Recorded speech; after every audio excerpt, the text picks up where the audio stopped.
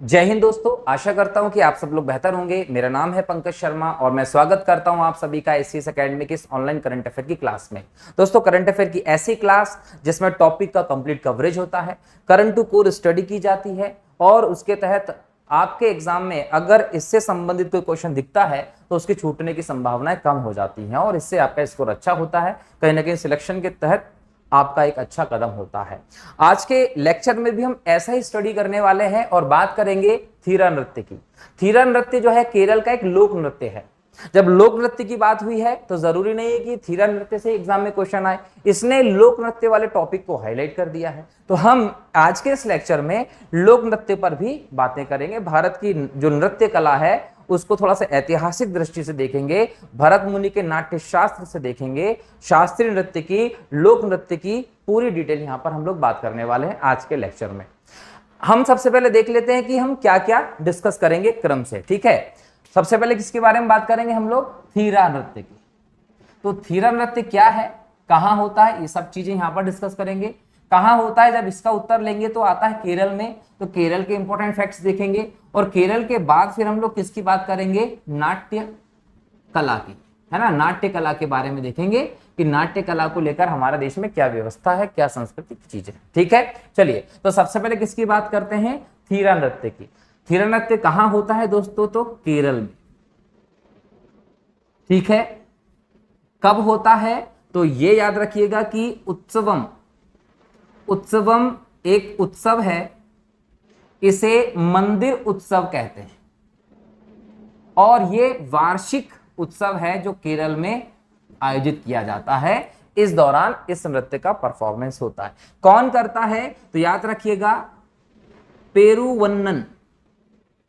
पेरुवन्नन जाति के जो लोग होते हैं ये लोग करते हैं। और पेरुवन्नन जाति कहां की है? तो याद रखिएगा मालाबार क्षेत्र की ये जाति है। अब मालाबार क्षेत्र की जाति, इसके जो कलाकार हैं, कलाकार जो होते हैं, इन कलाकारों का एक समूह है। याद रखिएगा पेरुवन्नन जाति जो है वो मालाबार क्षेत्र की है। मालाबार क्षेत्र जो है यहाँ पर एक कलाकारों का समूह है। इस कलाकारों के समूह को हम बोलते हैं क्या? पेरुम लायंस।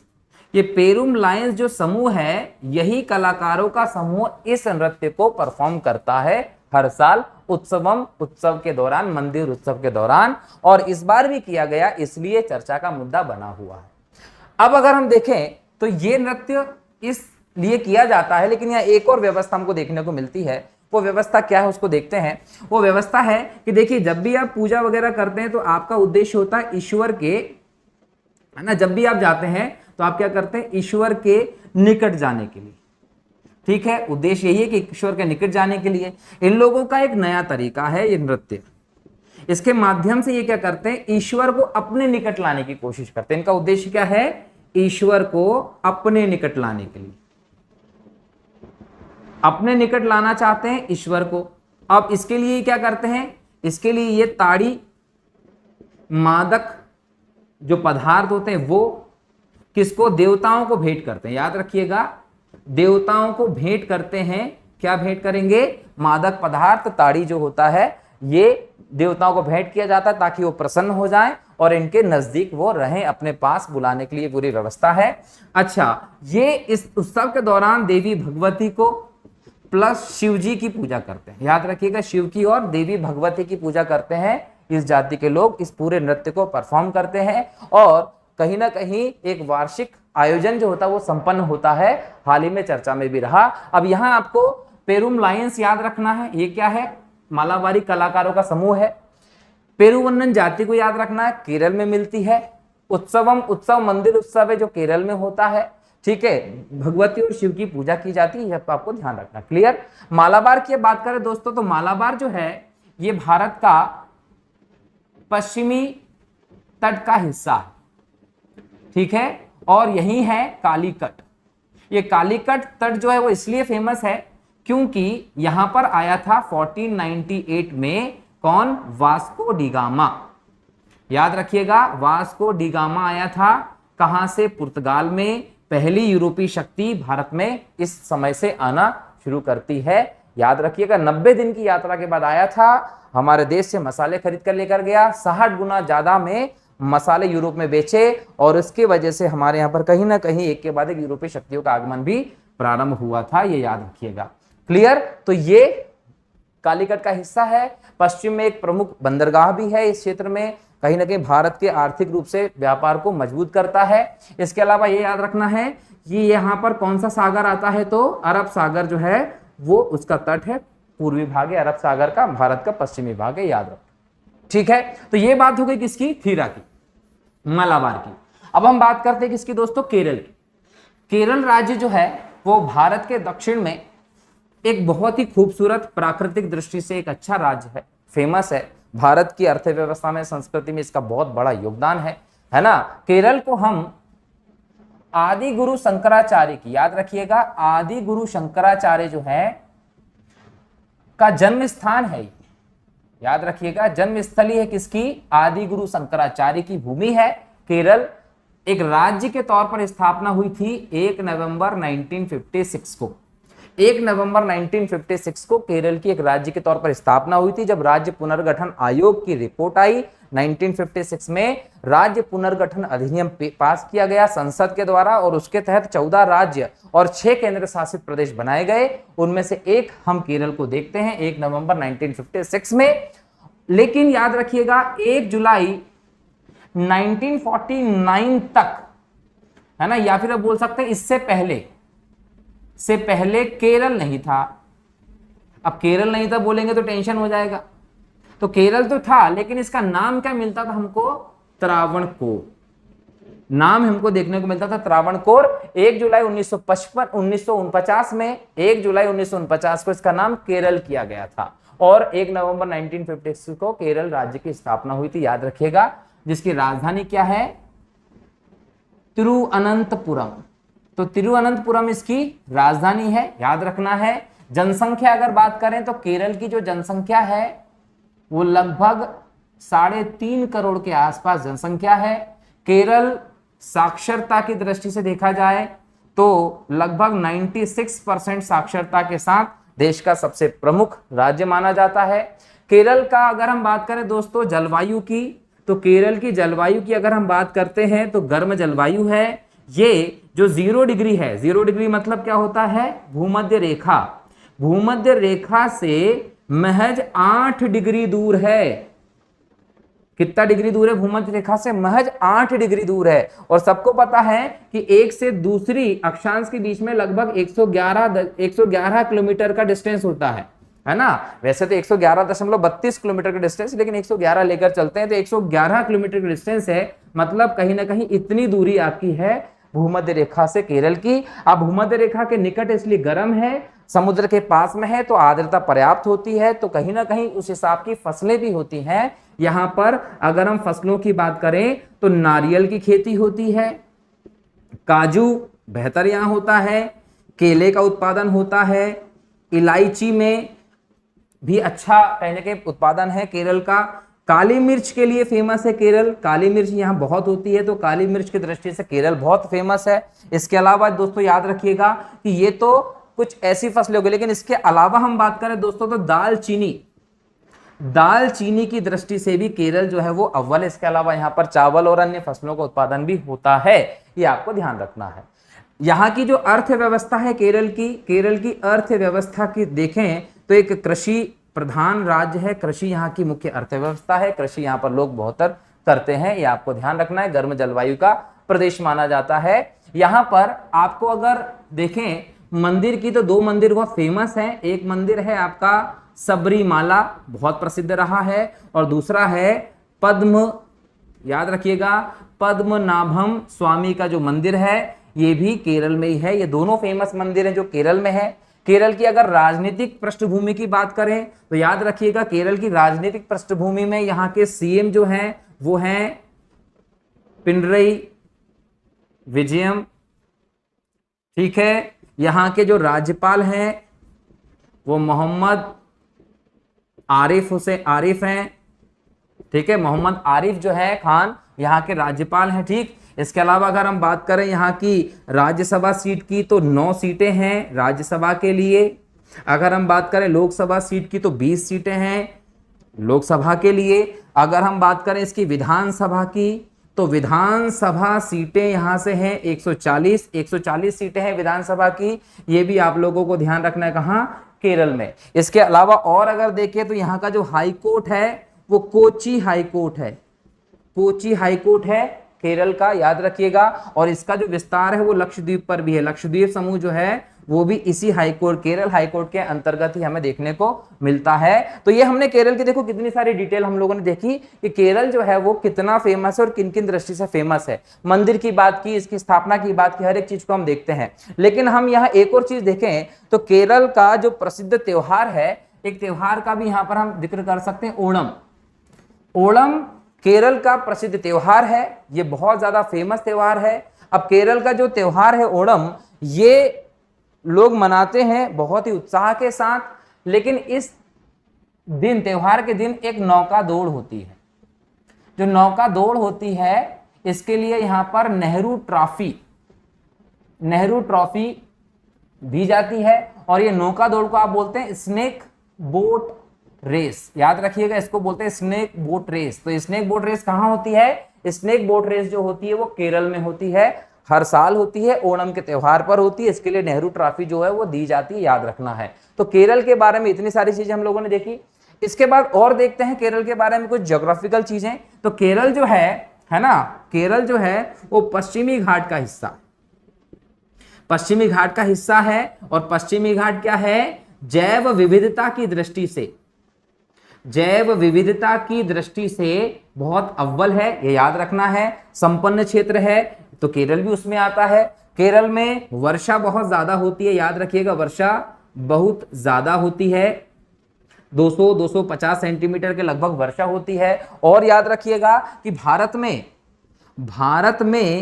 1 जून को, याद रखिएगा, भारत में 1 जून को मॉनसून दस्तक देता है। तो मॉनसून की जो दस्तक होती है वो केरल में ही होती है। कब होती है? केरल में 1 जून को, जिसको मॉनसून का प्रस्फोट, बर्स्ट ऑफ मॉनसून कहते हैं। तो केरल में ही 1 जून को ये होता है, ध्यान रखना है आपको। केरल और भी कारणों से फेमस है, हम देखते हैं उसमें किस चीज के लिए फेमस है कि वर्षा जो है वो ज्यादा होती है। अब यहां पर वर्षा से जोड़ लीजिए नदियों को। जब हम नदी की बात करते हैं तो यहां पर भरत पूजा, यहां पर पंपा, भरत पूजा, पंपा और पेरिया, ये यहाँ की प्रमुख नदी हैं। ये भी आपको ध्यान रखना है कि केरल में क्या क्या चीजें। तो ये सब बातें हमने किसकी की? केरल की स्थापना से लेके तो सब चीजों की। अगर जिले भी देख लें तो केरल में कितने जिले हैं? तो 14 जिले हैं, ये आपको ध्यान रखना है, ठीक। तो केरल की जलवायु, केरल के फसलें, केरल की नदियां, केरल के मंदिर, केरल की लोकसभा, राज्यसभा, विधानसभा, राजनीतिक परिदृश्य, हम लोग सब पे यहाँ पर चर्चा की है। क्लियर हो गया? तो कहीं ना कहीं यहां से आपको कोई ना कोई फैक्ट तो देखने को जरूर मिलता है केरल से रिलेटेड, राजधानी से लेके हर एक चीज में। क्लियर दोस्तों? तो ये हम लोगों ने बात की केरल की। अब हम अगले स्लाइड में बात करेंगे भारत की नाट्य कला की, ठीक है। भारत की नाट्य कला की बात करते हैं कि भारत में नाट्य कला का जो है वो प्रचलन कैसा क्या है, सब चीजें, ठीक है। चलिए, तो अब अगर हम बात करें कि नृत्य कला है क्या, तो नृत्य किसको कहते हैं? तो नृत्य किसको बोलते हैं? अंग प्रत्यंग एवं मनोभावों के साथ, आपके शरीर के अंगों और भावों के साथ की गई एक नियंत्रित, याद रखिएगा, नृत्य का अर्थ ना पूरे नियंत्रित होता है, नियंत्रित यति गति को नृत्य कहा जाता है। तो नृत्य किसे कहते हैं? अंग प्रत्यंग एवं मनोभावों के साथ की गई नियंत्रित यति गति को नृत्य कहा जाता है। और नृत्यों को हम 2 वर्गों में बांटते हैं, याद रखिएगा, नृत्यों को हम कितने वर्गों में बांटते हैं? 2 वर्गों में बांटते हैं। 2 वर्गों में बांटते हैं। कौन कौन से 2 वर्ग? एक होते हैं शास्त्रीय नृत्य और एक होते हैं जनजातीय या लोक नृत्य। अब एग्जाम में हो सकता है कि प्रश्न यहीं से आ जाए कि शास्त्रीय क्या है और जनजातीय क्या है। तो शास्त्रीय जो है वो शास्त्र के अनुसार होते हैं, या हम बोल सकते हैं कि शास्त्रीय नृत्य शास्त्र सम्मत होते हैं। तो शास्त्र सम्मत नृत्यों को शास्त्रीय नृत्य कहते हैं। ऐसे नृत्य जिनमें कोई निश्चित नियम ना हो, कोई निश्चित नियम ना हो। याद रखिएगा, ऐसे नृत्य जिसमें कोई निश्चित नियम ना हो, इसका कोई व्याकरण ना हो, ठीक है, वे नृत्य जो होते हैं वो जनजातीय नृत्य होते हैं, जो अपने हिसाब से जनजातीय शैली के आधार पर किए जाते हैं। तो दो वर्गों में आप बांटते हैं, एक बोलते हैं शास्त्रीय, एक होते हैं जनजातीय या लोक नृत्य। शास्त्रीय नृत्य वे होते हैं जो शास्त्रों के अनुसार नियमबद्ध होते हैं, शास्त्र सम्मत होते हैं, और ऐसे नृत्य जिनमें शास्त्र सम्मत नहीं है, कोई निश्चित नियम नहीं है, उन्हें हम जनजातीय नृत्य कहते हैं। जब हम नृत्यों के इस व्यवस्था में आते हैं तो हमें यह देखना है कि शास्त्रीय नृत्य को हम 8 शैलियों में बांटते हैं। शास्त्रीय नृत्यों की हमको कितनी शैलियां मिलती हैं? 8 शैलियों में इसको बांटा गया है शास्त्रीय नृत्यों को। और जब हम जनजातीय नृत्य की बात करते हैं तो ये जनजातियों के हिसाब से हैं, जनजातियों के हिसाब से, संस्कृति के हिसाब से, उनकी संस्कृति के अनुसार अलग अलग है, तो उनका सबका अपना अपना इसमें व्यवस्थाएं उन्होंने बना रखी है, नियम बना रखे हैं। 8 शैलियों में आप देखिए, सबसे फेमस आप लोगों ने जो सुन रखा चर्चा में है, उसमें आप भरतनाट्यम सुनते हैं कि भरतनाट्यम जो है वो बहुत फेमस रहा है। भरतनाट्यम तमिलनाडु से संबंधित, याद रखिएगा, तमिलनाडु में ये शैली चलती है शास्त्रीय नृत्य की। उसके बाद हम बात करते हैं नंबर 2 में, तो वो आता है कथक। कथक आपका लखनऊ यूपी में और आपका जयपुर वाला जो एरिया वहां पर चलता है, तो ये लखनऊ प्लस जयपुर का कुछ हिस्सा इसमें आता है, तो यहां पर ये चलता है। इसके बाद हम बात करते हैं कथकली। कथकली जो है ये केरल का फेमस है, ठीक है। और इसके बाद हम बात करते हैं चौथे नंबर पर, तो आता है कुचिपुड़ी। जो कुचिपुड़ी है ये आंध्र प्रदेश का फेमस नृत्य है, ठीक है। इसके बाद कुछ चीजें ऊपर लिख देता हूं मैं, ठीक। 5वें नंबर पर आता है आपका सत्रिया। जो सत्रिया नृत्य है वो असम में चलता है। 6ठे नंबर पर लिख लेते हैं मणिपुरी, मणिपुर का है, ये मणिपुर में चलता है। सत्रिया के बाद चले जाते हैं आप लोग नेक्स्ट 7वें नंबर पर, तो मोहिनी अट्टम। जो मोहिनी अट्टम है ये केरल में होता है। और इसके बाद लास्ट पे आते हैं 8वां उड़िया, जो कि उड़ीसा में होता है। तो ये 8, ये 4 और ये 4, तो 8 अलग अलग श्रेणियां हैं। भरतनाट्यम, कथक, कथकली, कुचिपुड़ी, सत्रिया, मणिपुरी, मोहिनी अट्टम और उड़िया। तो ये अलग अलग राज्यों को कहीं ना कहीं लीड करते हैं ये नृत्य।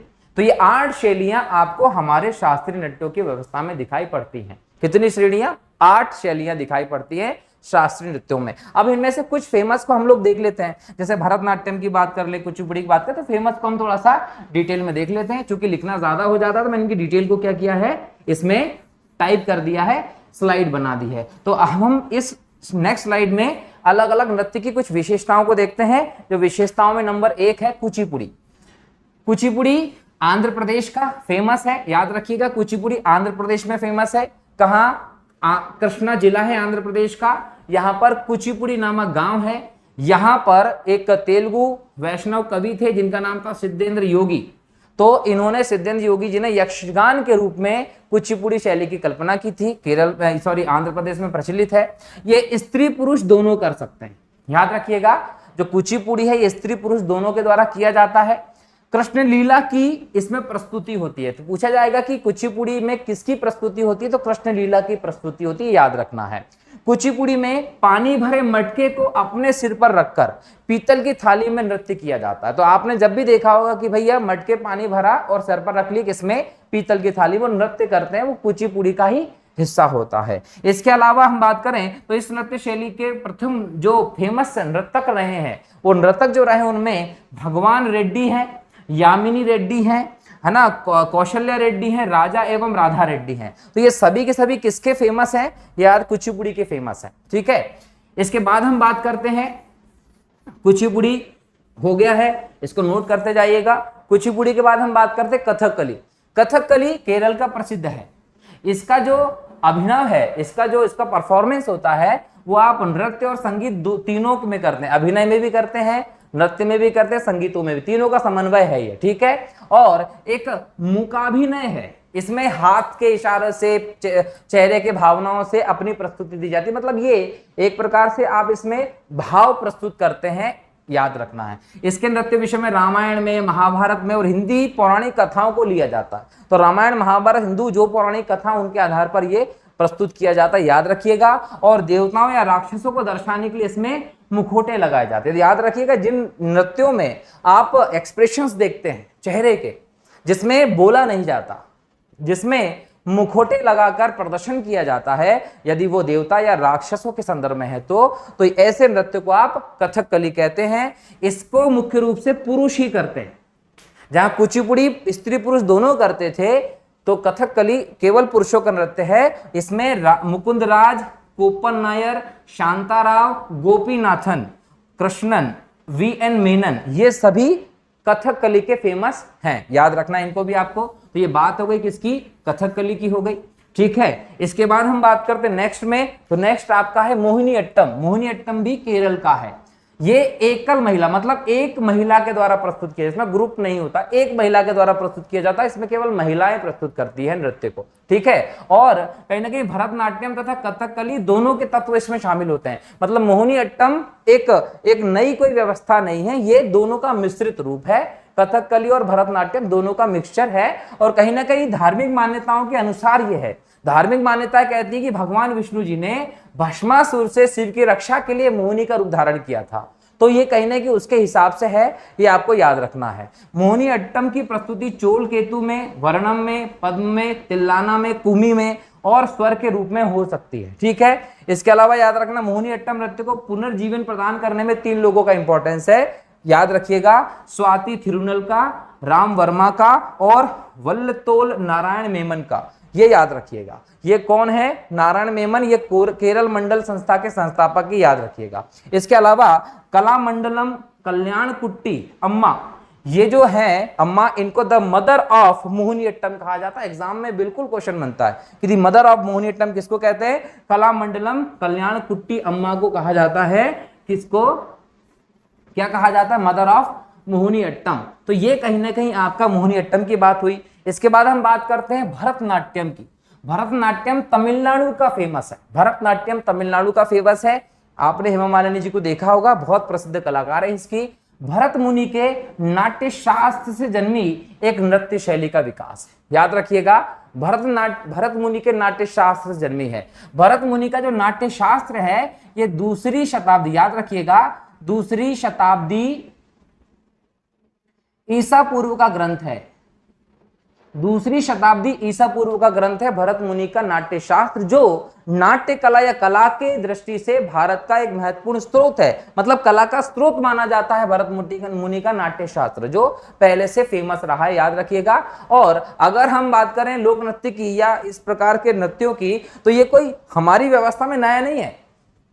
आप सोचेंगे कि 2री शताब्दी ईसा पूर्व, अभी चल रहा 2023, अब 2री शताब्दी ये एडी चल रहा है। ठीक है, और वहां बात किसकी होगी? 2री शताब्दी मतलब 200 BC। अब इतने पुरानी व्यवस्था की बात आप कर रहे हैं, तो ये लगभग 2200-2300 साल पुरानी बात है। तो हमारे यहाँ नृत्य की जो व्यवस्था है वो केवल 2000-3000 साल पुरानी नहीं है, ये प्रागैतिहासिक काल से चला आ रहा है। जो हमें सबूत मिले हैं, हमें वहां कहीं ना कहीं ये दिखाई पड़ता है कि भारत में ये व्यवस्था प्रागैतिहासिक काल से ही चली आ रही है। मतलब उस काल से चली आ रही है जब हम लिखना पढ़ना नहीं जानते थे, वहां का कोई लिखित स्रोत ही नहीं है। हमने भीमबेटका की गुफाएं जैसी व्यवस्थाओं से वो चित्र देख देख कर पता किया कि हाँ, नृत्य कला उस समय के समाज में भी चलती थी, ये मनोरंजन का एक साधन हुआ करती थी। तो प्राचीन काल से हमारे यहाँ पर चल रहा, लेकिन उसकी जो स्रोत के तौर पर, एक व्यवस्था के तौर पर जो स्थापित किया गया, वो भरत मुनि ने किया 2री शताब्दी ईसा पूर्व में नाट्य शास्त्र लिखकर। और इस नाट्य शास्त्र से जन्मी जो नृत्य शैली का विकास तमिलनाडु में हुआ है, वह है भरतनाट्यम। भरतनाट्यम भरत मुनि के नाम से यहाँ पड़ता है। भरतनाट्यम एकल स्त्री नृत्य है, एक स्त्री नाचती है। ठीक है, मंदिरों में देवदासियों द्वारा शुरू किए गए थे। देवदासी की परंपरा महिलाओं के लिए बहुत, हम बोल सकते हैं कि एक दयनीय स्थिति वाली थी। ठीक है, लड़कियों को जन्म के बाद ही मंदिरों को दान कर दिया जाता था। ऐसी व्यवस्था जो है वो हमारे समाज में पहले चलती थी, जिसको देवदासी प्रथा कहा गया। समाज के लिए एक बोल सकते हैं कि नेगेटिव बात है ये, तो ये व्यवस्था द्वारा कहीं ना कहीं मंदिरों में शुरू की गई थी ये। अच्छा, नृत्य को 20वीं सदी में रुक्मणी देवी अरुंडले और ई कृष्ण अय्यर के प्रयासों से पर्याप्त सम्मान मिला। पहले नहीं जानते थे, इन दोनों के प्रयासों से 20वीं सदी में इसको एक सम्मान मिला, एक पहचान बड़े लेवल पर मिल गई। और नंदिकेश्वर के द्वारा एक रचना की गई जिसका नाम है अभिनय दर्पण। इसके अंतर्गत भरतनाट्यम की जो तकनीकें हैं उनका अध्ययन का है व्यवस्था की गई है। तो अगर आप भरतनाट्यम सीखना चाहते हैं तो अभिनय दर्पण से इसको आप तकनीकों को सीख सकते हैं। भरतनाट्यम नृत्य के कविता पाठ करने वाले व्यक्ति को क्या कहा जाता है? नडन्नवार कहा जाता है। तो याद रखिएगा, नडन्नवार किसको कहा जाता है? तो ये कहा जाता है किसको? जो कविता का पाठ करता है भरतनाट्यम में, इस पर पूरा नृत्य होता है। ठीक है, शारीरिक क्रियाओं को 3 भागों में बांटते हैं भरतनाट्यम के। एक को बोलते हैं समभंग, दूसरे को बोलते हैं अभंग और त्रिभंग। तो समभंग, अभंग, त्रिभंग जो है वो कहीं ना कहीं शारीरिक क्रियाएं हैं किसकी? भरतनाट्यम के अंतर्गत जो मुद्राएं बनाई जाती उनको। ठीक है, तो ये व्यवस्था आपको याद रखना है। इसके अलावा इसके प्रमुख कलाकारों की बात करें तो भरतनाट्यम के प्रमुख कलाकारों में पद्म सुब्रमण्यम, अलार मेलवल्ली, यामिनी कृष्णमूर्ति, इनको याद रखिएगा, ये बहुत फेमस है, एग्जाम में कई बार प्रश्न पूछा गया है। अनीता रत्नम, मृणालिनी साराभाई का नाम कई बार आया हुआ है। मल्लिका साराभाई जो है वो भी इसके लिए फेमस है। मीनाक्षी सुंदरम पिल्लई का नाम बहुत फेमस है।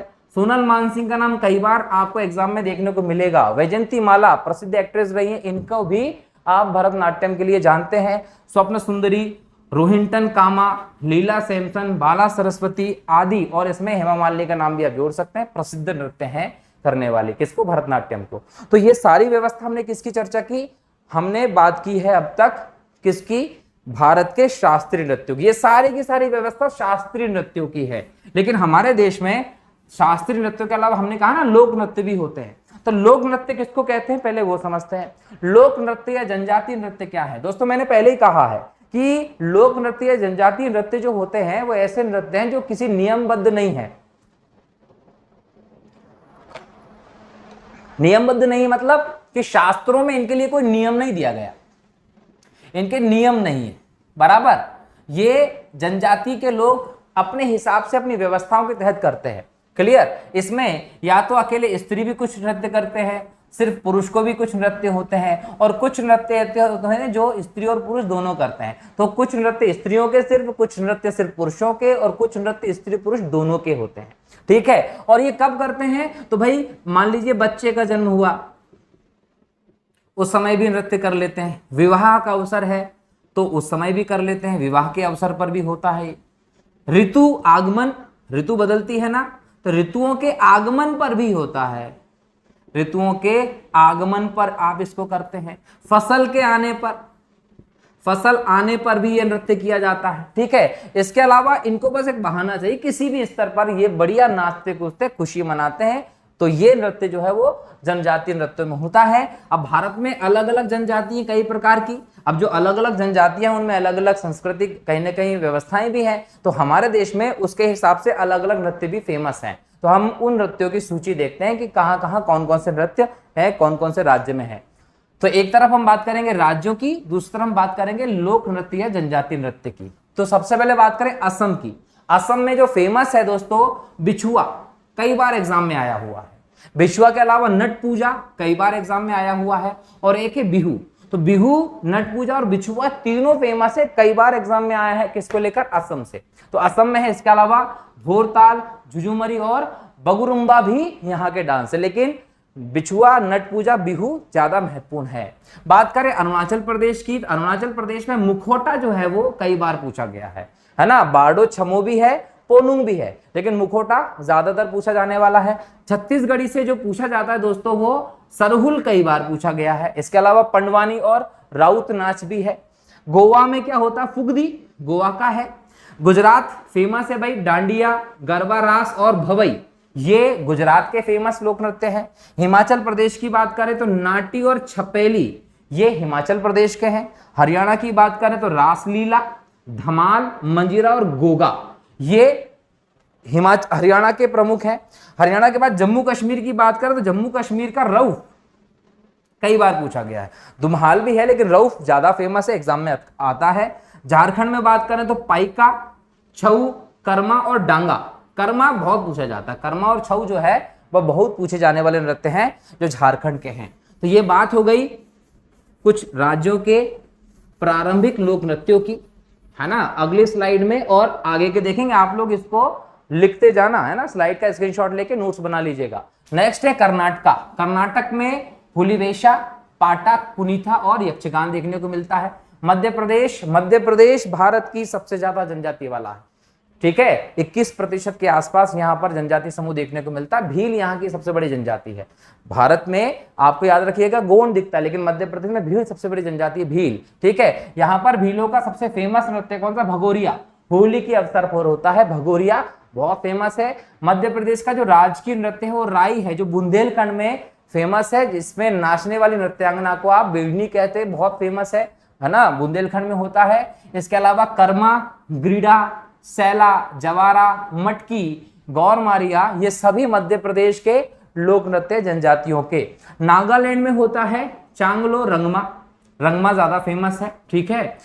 मिजोरम की बात करें तो चेराव मिजोरम में होता है। महाराष्ट्र में लावणी, लावणी को लेकर मैंने एक लेक्चर भी कुछ दिनों पहले भी बनाया था, उसको देख लीजिएगा। लावणी महाराष्ट्र का फेमस है, ठीक है। इसके अलावा परवी नाच और कोली भी होता है।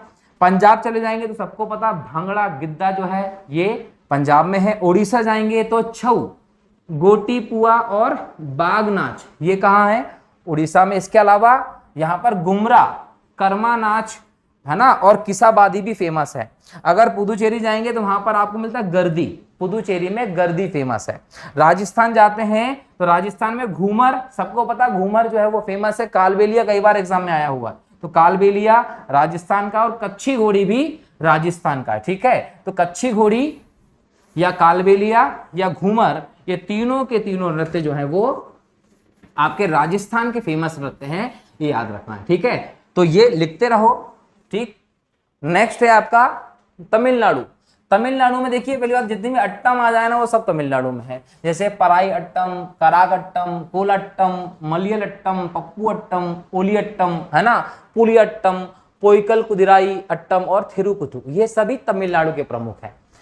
त्रिपुरा की अगर बात की जाए तो होजागिरी, होजागिरी त्रिपुरा का है। केरल की बात करें तो चक्यार कुतु और डफमुट्टू, ये केरल के प्रमुख हैं। इसके अलावा केरल में और भी हैं, ओपन्ना, है ना, पदानी, थेयम और थिरियट्टम, अभी हमने बात की है इसकी, थीरा डांस की, ठीक है। उत्तर प्रदेश में कजरी फेमस है, एग्जाम में कई बार आ रहा है। रासलीला को भी एग्जाम में कई बार पूछा गया, झूरा भी यहीं का है। इसके अलावा नोटंकी कई बार एग्जाम में पूछा जाता है, याद रखिएगा। इसके अलावा चरकुला, मयूर नृत्य भी कहाँ होते हैं? उत्तर प्रदेश में होते हैं। पश्चिम बंगाल में गंभीरा, अलकप, डोमनी, जात्रा और छऊ फेमस है। सिक्किम में है सिंघी चाम, और मेघालय में होते हैं लाहो और बाघला। तो लाहो और भागला जो है वो कहाँ के लोक नृत्य हैं दोस्तों? तो याद रखिएगा ये सभी दोनों नृत्य जो हैं वो मेघालय के हैं। तो ये प्रमुख लोक नृत्य आपके हैं। एक दो राज्य के और बाकी उनको देख लेते हैं। बिहार में जो है वो झिझिया बहुत फेमस है। इसके अलावा जट जटनी और विदेशिया गायन होता है। लक्षद्वीप पे जाएंगे तो लावन नृत्य है। लद्दाख में जाएंगे तो सोंडोल जैब्रो है, और दमन दीव में जाते हैं तो तारपा डांस, और दादरा नगर हवेली में भी तारपा डांस होते हैं। तो ये सभी भारत के अलग अलग राज्यों के, केंद्र शासित प्रदेशों के प्रचलित लोक नृत्य हैं।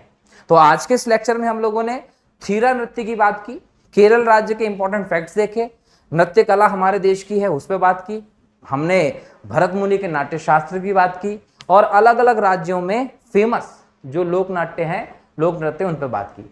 आशा करता हूं कि आपको लेक्चर अच्छा लगा होगा, और अगर और अच्छा आपको लग रहा है और आप चाहते हैं कि और इंटरेस्टिंग डेटा आए तो आप कमेंट भी कर सकते हैं कि सर इससे रिलेटेड टॉपिक पर भी वीडियो बना दीजिए, तो हम उस पर भी वीडियो बनाएंगे।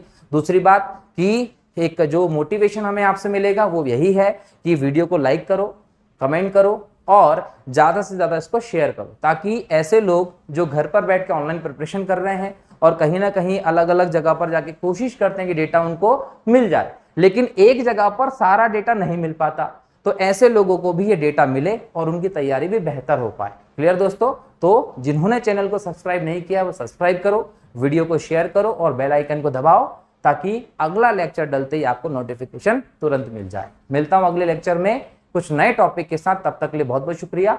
जय हिंद, जय भारत, वंदे मातरम।